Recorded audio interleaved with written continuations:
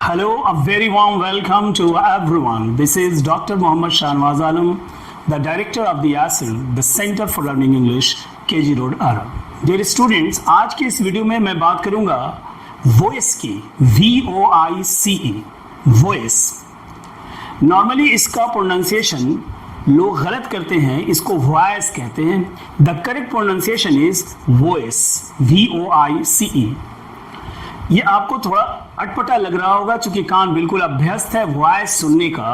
So let us improve your pronunciation or rectify your pronunciation. The correct pronunciation is voice. It has two kinds, active voice and passive voice. इससे पहले कि active passive क्या है ये हम जानें, हमें थोड़ा सा वॉइस की बात कर लें कि मैंने आपको कहा कि आज के बाद से इस वीडियो को देखने के बाद आपका उच्चारण वॉइस नहीं बल्कि वॉइस होगा, VOICE। इस तरह के बहुत सारे एग्जाम्पल्स हैं जिसका हम लोग मिस प्रोनाउंस करते हैं, गलत उच्चारण करते हैं, और चूंकि वो गलती इतने ज़्यादा थोक के भाव से होलसेल में होती है कि हमें वही सही लगता है और जो सही है वो गलत लगता है। तो कुछ एग्जाम्पल्स पहले हम वो ले लें, समझ लें कि किस तरह की गलतियां हम करते हैं और ज़्यादातर लोग करते हैं। The first example is TABLE. Normally, people pronounce the word as table, but the correct pronunciation is table, table, not table. Another example, PEOPLE. Normally, it is pronounced as people. The correct pronunciation is people. The correct pronunciation is people. Listen to the word, to the pronunciation very carefully. People. एक और example लेते हैं।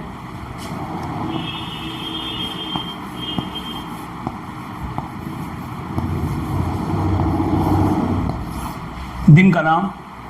Normally the word is pronounced as Wednesday. The correct pronunciation is Wednesday. The correct pronunciation is Wednesday. So इस तरह की बहुत सारी गलतियां होती हैं, ये किसी और वीडियो में हम और भी चर्चा करेंगे, लेकिन अभी बस इतना ही कि इस वर्ड का प्रोनाउंसिएशन वॉइस नहीं बल्कि वॉइस होता है। It has two kinds, active voice and passive voice. अब एक्टिव वॉइस और पैसिव वॉइस क्या है, इसे समझने के लिए आप यूं समझें कि वॉइस एक तरीका है एक ही बात को दो तरह से कहने का। It is a method to express one idea in two different ways. Voice is a method, is a technique, is a way to express one idea in two different ways. The first one is active voice, the second one is passive voice. Active voice में subject highlighted होगा, passive voice में object highlighted होगा। तो इससे पहले कि active passive को हम और जानें, हमें कुछ शब्दों को जानना जरूरी होगा। अगर हम इन शब्दों को समझ लें तो एक्टिव पैसिव जानना आसान होगा। The first one is subject, the second one is object and the third one is noun. ये तीन चीजें जाननी जरूरी हैं। सब्जेक्ट, सब्जेक्ट का एक और नाम होता है डूअर, और ये मैं आपको प्रेजेंट इंडेफिनिट वाले वीडियो में बता चुका हूं। डूअर को सब्जेक्ट कहते हैं। डू का मतलब करना, ER लगा, डूअर मीन्स करने वाला, करने वाले को सब्जेक्ट कहते हैं। तो जो करे वो सब्जेक्ट है। तो राम श्याम को बुला रहा है, यहां बुलाने वाला कौन है? Ram. So the doer is Ram, so the subject is Ram. Now object, कि ऑब्जेक्ट किसे कहते हैं। ऑब्जेक्ट को समझने से पहले सब्जेक्ट का एक और परिभाषा, एक दूसरी तरह से सब्जेक्ट को हम समझ लें कि सब्जेक्ट वो है जहां से एक्शन निकलेगा और ऑब्जेक्ट वो है जहां को एक्शन जाएगा। मतलब जो सब्जेक्ट है वो गिवर है और जो ऑब्जेक्ट है वो टेकर है। एग्जाम्पल, मैंने बोर्ड को साफ किया, तो साफ करना मुझसे हुआ है, और ये जो साफ करना जिस पर हुआ है, मतलब एक्शन को जितने रिसीव किया है, वो एक्शन बोर्ड है। उसी तरह से अगर दूसरा एग्जाम्पल हम लें कि एक कुत्ते ने एक आदमी को काट लिया, तो काटने का काम जहां से हुआ है, जिसने किया है वो है कुत्ता, that is the subject of the sentence. और काटने का जो रिसीविंग है, एक्शन को जिसने रिसीव किया है, मतलब एक्शन का प्रभाव जिस पर पड़ा है वो है आदमी, so that is the object of the sentence. तो सब्जेक्ट वो है जो दे और ऑब्जेक्ट वो है जो ले। कपिल शर्मा ने लोगों को हंसाया, तो हंसाने का काम किसने किया? कपिल शर्मा ने, so that is the subject of the sentence. और हंसाने का प्रभाव किस पर पड़ा?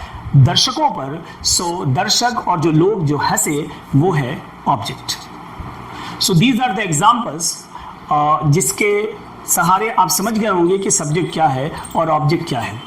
ऑब्जेक्ट जानने के मैं टेक्निक भी बताऊंगा कि लंबे लंबे सेंटेंस में ऑब्जेक्ट को हम कैसे पहचानें, लेकिन जो मूल बात है वो ये कि सब्जेक्ट वो है जहां से एक्शन निकले और ऑब्जेक्ट वो जहां को एक्शन जाए।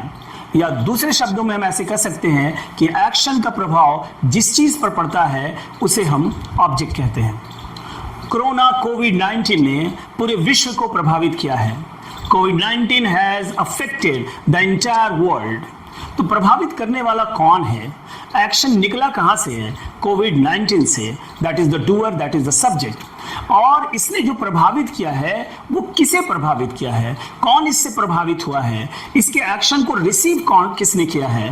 एक्शन का प्रभाव किस पर है? वो है लोगों पर, पूरी दुनिया पर। तो कोविड-19 has affected the entire world. In this sentence the word कोविड-19 is the subject and the word the entire world is the object of the sentence.